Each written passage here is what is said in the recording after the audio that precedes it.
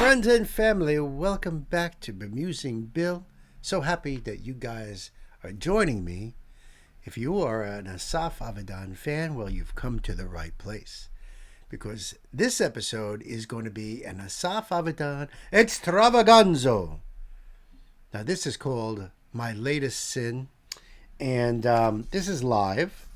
But before we get into the song, which, by the way, this has all been requested from a donation from my dear friend, Renat. Renat, thank you so much.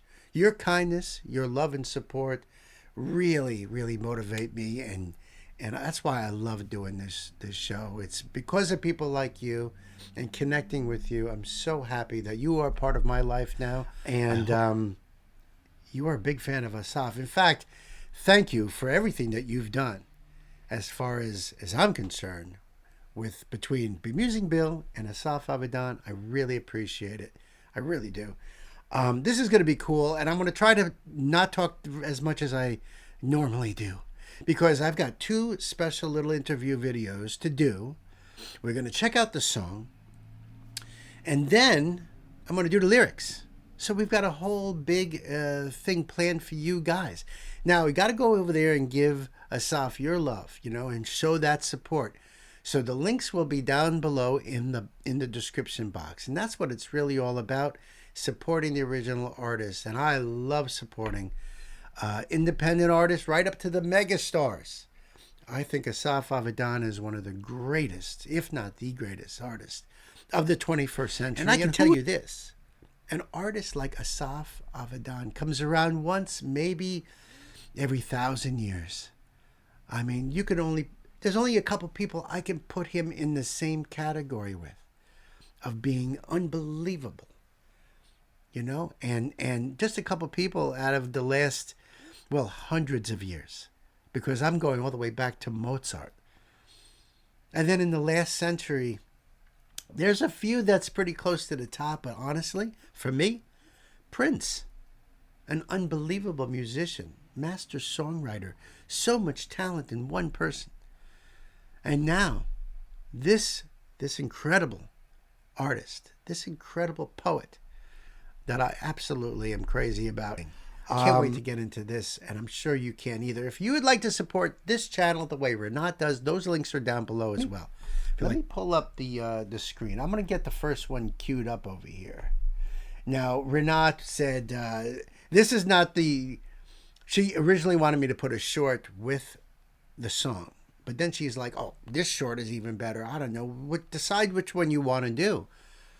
I can't make that decision because I want to see it all. I am living one video at a time of Asaf's music, because I can't just go and just absorb it all like I normally would do, because I make these videos. So I do it one video at a time. So when she said to, I can choose, I can't. So we're going to do it all, man. We're going to do it all. So let me make sure I'm all good over here. Nope, not yet.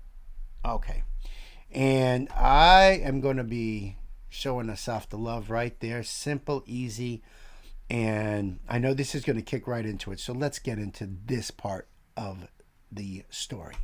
So what is me? What is this thing that I feel I have and you feel you have, an observing external self?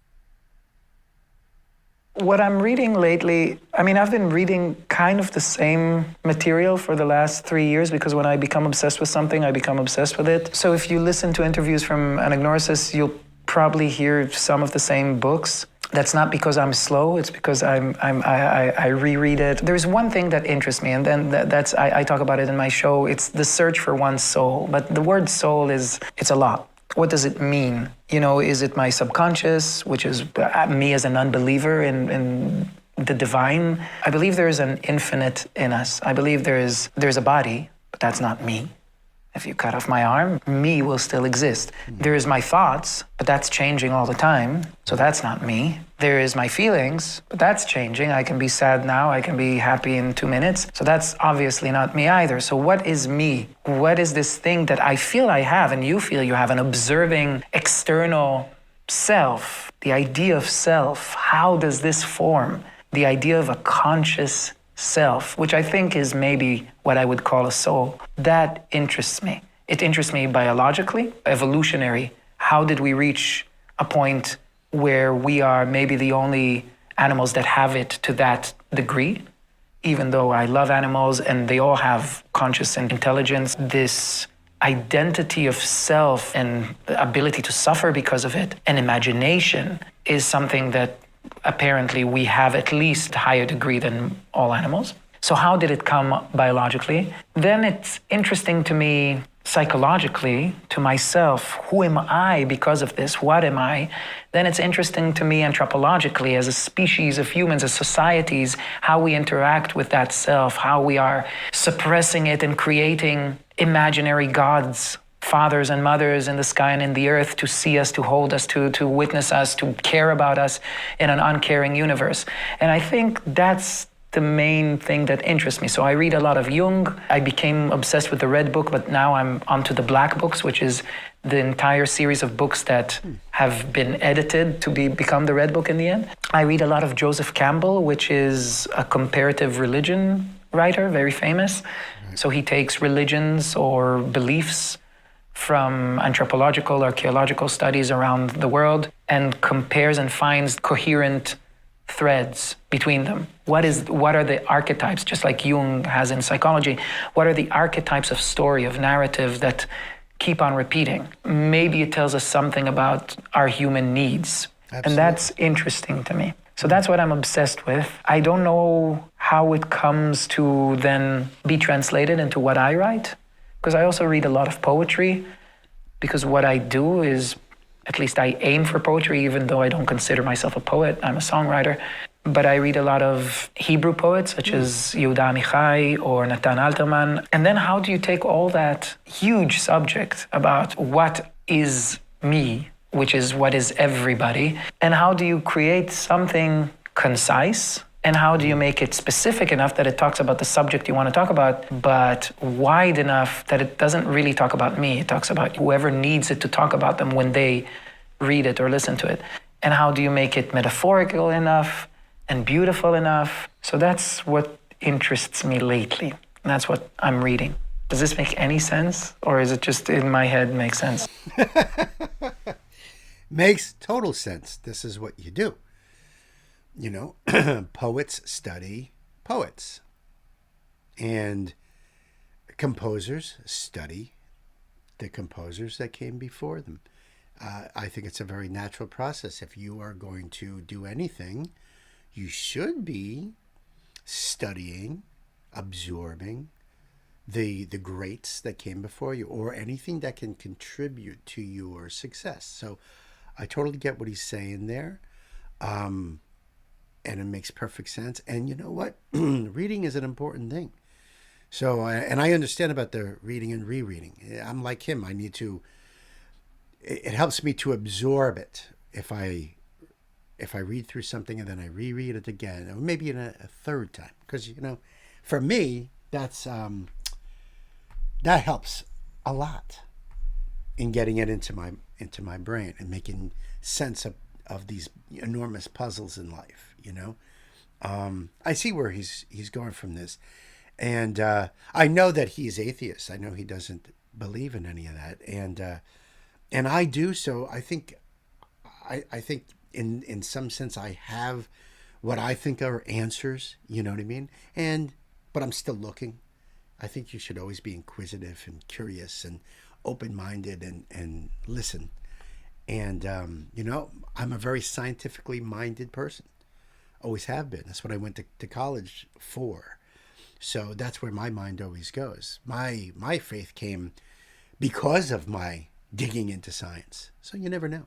But all right, so that was the first one. Now the second one here, it's called The Evolution of Music Consumption. And of course, there's my like right there. There's my little appreciation of Asaf, as I hope you guys do too. So let's do this one now. It survives only because now there is a class of music slaves, which is the artists themselves. Oh, this is going to be good, folks. I do feel the change in the way people consume music through the 18 years of my career. 18 years? I mean, I was on the cusp of many changes. A lot of changes happened in these 18 years. When I released my first EP in 2006, you released CDs. When I released my first LP, The Reckoning, in 2008, there was CDs. Yes, there was piracy. People were stealing media through different programs, but we still sold a lot of physical albums. That's why we could reach gold certificate and platinum certificate with most of our albums in the beginning. So we had the problem of the piracy. Then iTunes was invented, and there was you pay per song.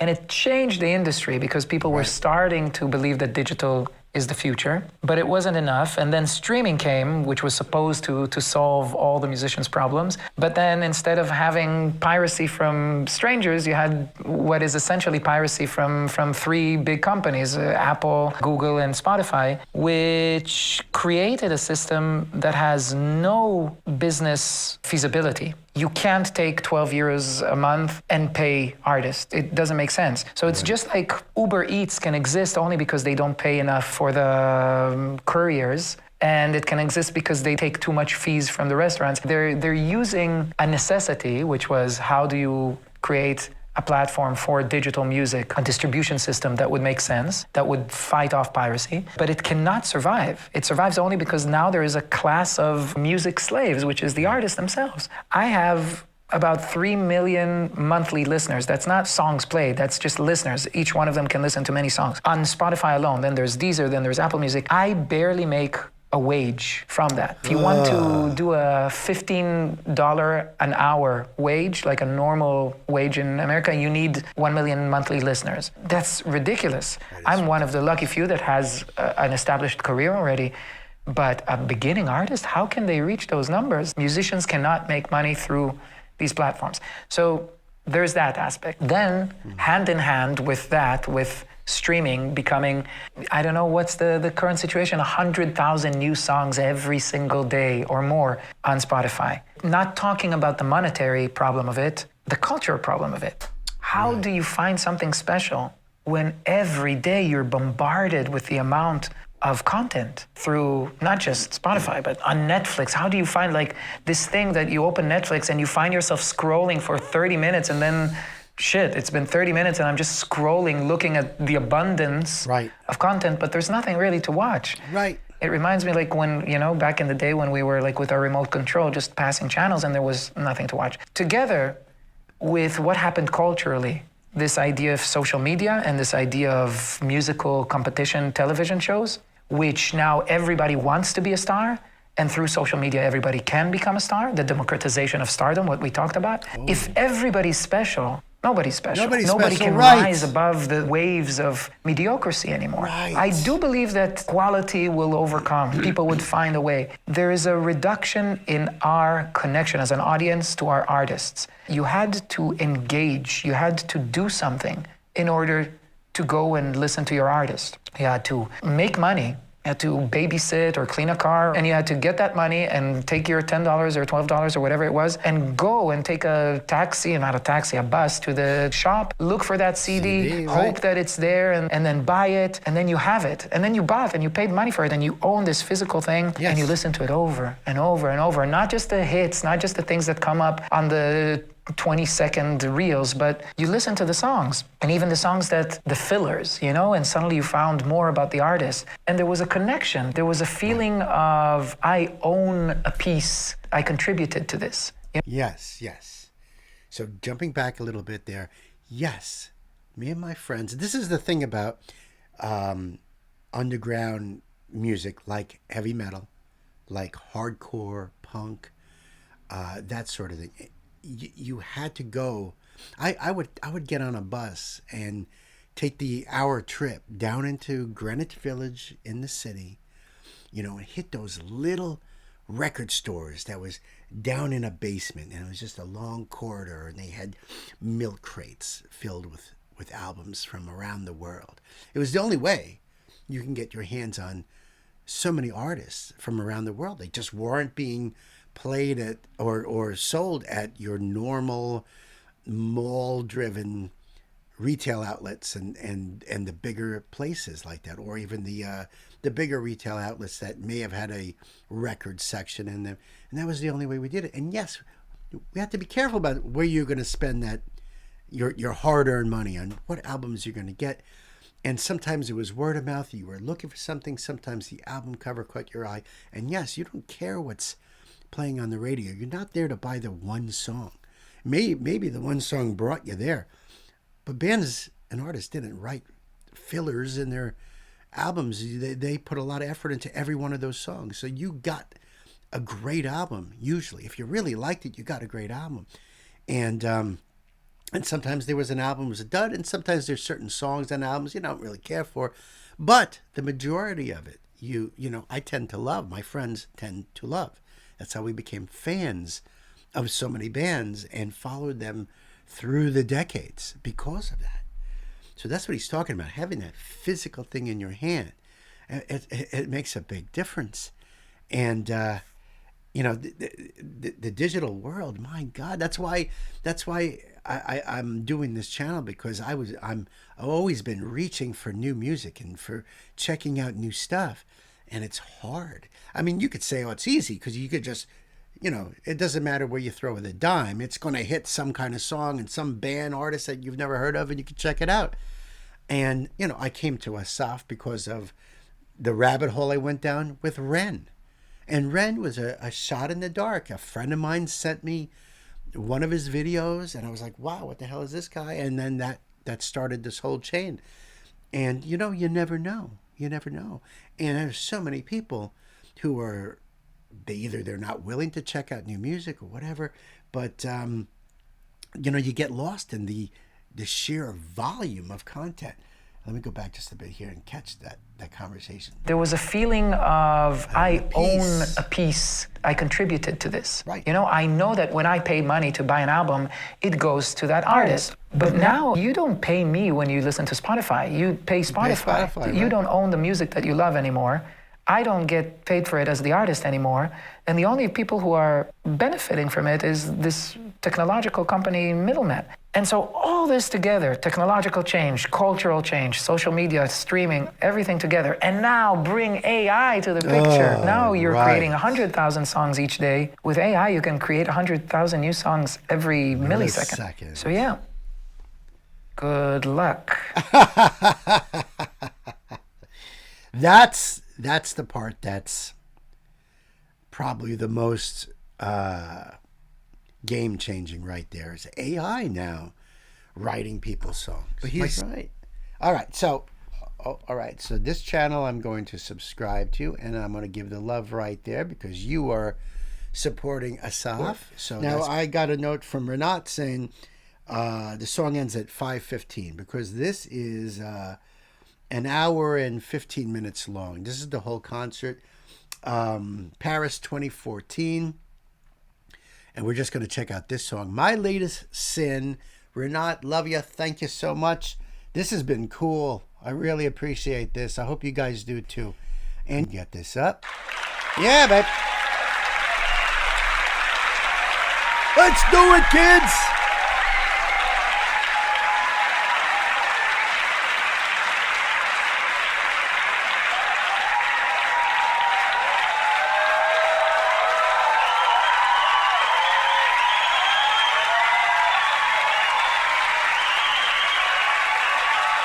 Merci. Thank you.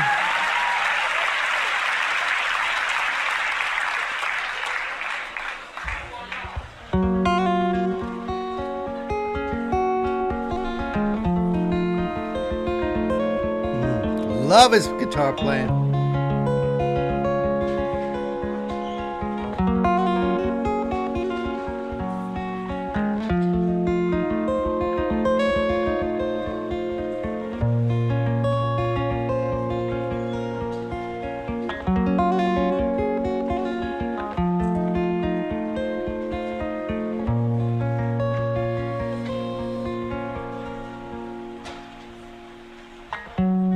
Just like distant thunder,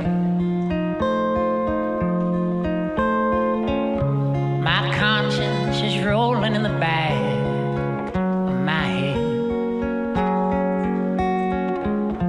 But your lips, they keep riding on in the darkness. our guns on the floor near the makeup and clothes that we share.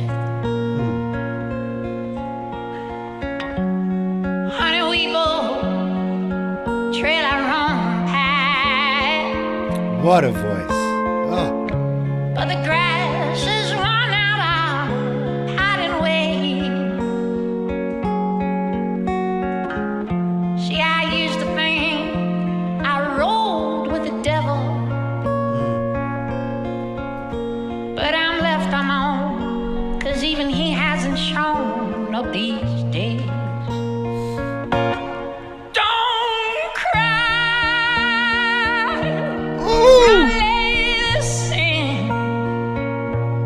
Oh. I don't buy that righteous beam.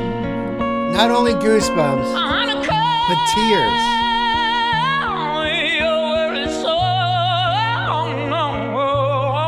Oh. Are the demons and angels left us here all alone? I'm much like crickets in the sunrise. My guilt is fading to the depth in my chest. And your empire's crumbling all around us. But we're pressed on a wall. We don't care about the fall of the rest. Honey, I pray you find your old path, 'cause mine was lost so long ago. They say old roads were built on old rivers. Maybe that's why I'm lost, 'cause I just can't carry on with the flow. Sounds so good. My latest sin. I don't buy that righteous beam. Honey, 'cause your word is so.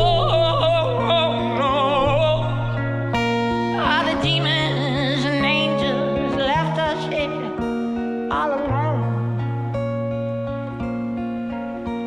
Are the demons and angels left us here all alone? Are the The emotion. demons and angels left us here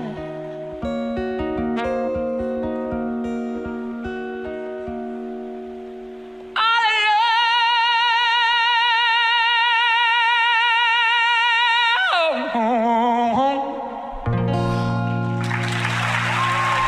Oh, Maron.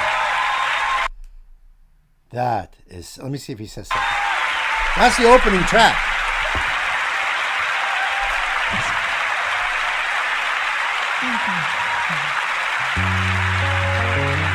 All right, he's going to go into another song.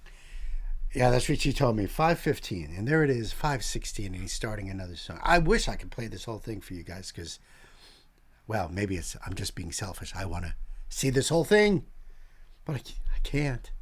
Unless the next song I know, and I can't take that chance, you know. So let's do lyrics now. I absolutely love his performing.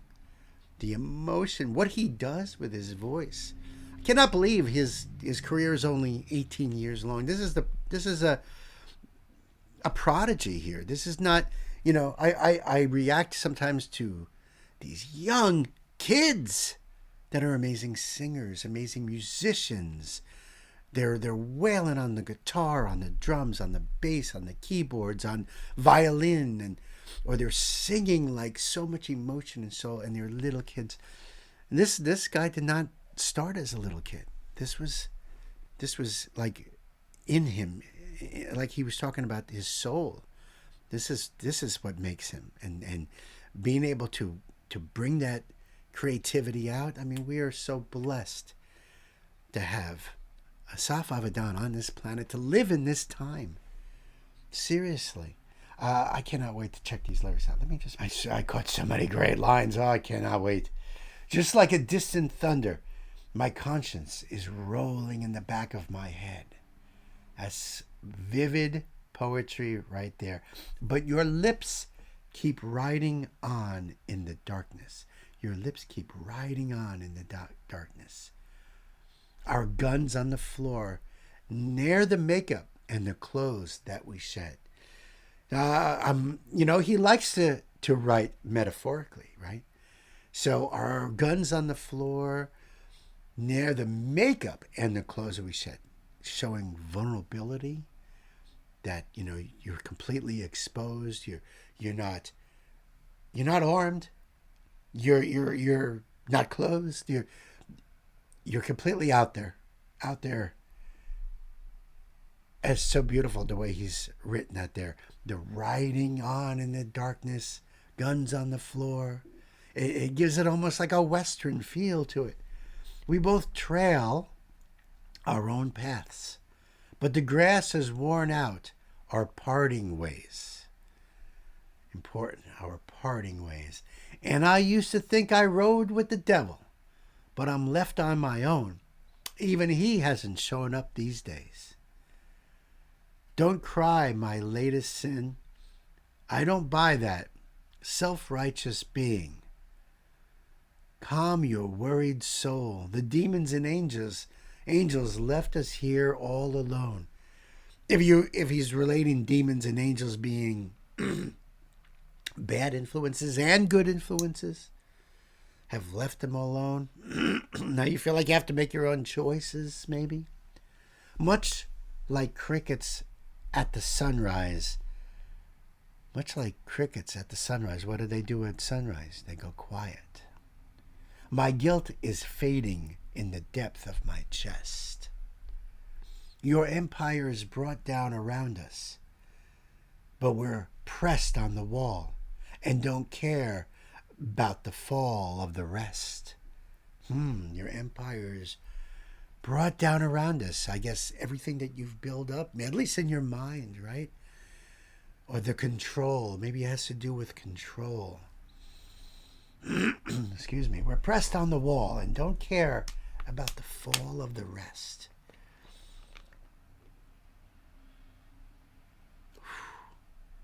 I think you guys know. You got to really absorb this stuff to try to come up with ideas, with interpretations. I like, I like your comments and hearing your thoughts on your interpretation of lyrics. Some of you guys blow me away. Sometimes I get it right, or at least parts. Excuse me. But I go, I think sometimes this relates to you on how and where you are at the moment that you're reading this. You know what I mean? But I love the imagery. I love the similes that he uses. I love the metaphors that he throws in there. Crickets at sunrise. Guilt is fading in the depth of my chest, where my heart is. I pray you find your old path, but mine was lost so long ago. My path was lost so long ago. Where, my purpose. They say old roads were built on old rivers.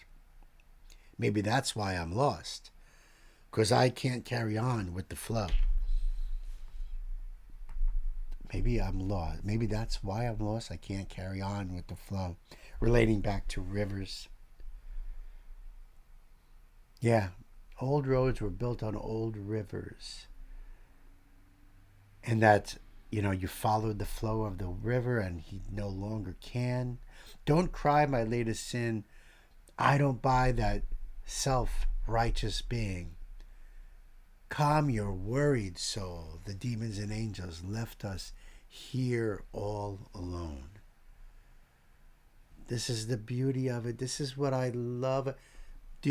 I rarely ever read poetry that it's just, oh, okay, Sometimes, like if you read Charles Bukowski, you probably got a good handle of what's going on pretty quickly. There's other ones, though, that, you really have to think. And that's what I appreciate about Asaf's poetry is he's making me think. He's making us think. And trying to understand this poetry. And I just absolutely love it. These are such great lines here. I pray you find your old path, but mine was lost long ago. And he mentions this. We both trail our own paths, but the grass was worn out of our parting ways. He goes back to that paths in an earlier verse. Even when he's talking about your lips riding on in the darkness, just talking to no one. Your lips riding on, maybe he's not listening, or he's no longer listening. Much like our crickets at the sunrise, guilt is fading, and your empire brought down around us. Your empire, so everything that you've built up, or you both have built up, is falling apart. Whew. Unbelievable. I feel so privileged to just be reading this. I'm going to be thinking about this for quite some time. Renat, thank you so much once again, forever and ever. I really wish you nothing but the best. To all my love and hugs and kisses to you. You're fantastic. Please, more Asaf, more Asaf. I hope you guys enjoyed this. I hope you guys are fans. Please hit me up in the comments and go over there and throw that love over to Asaf, because that's really where it's all about. You heard him and how things are. So, let's try to do our best to support. And until the next time, my dear friends, be good to yourselves, be good to each other. I love you. Peace.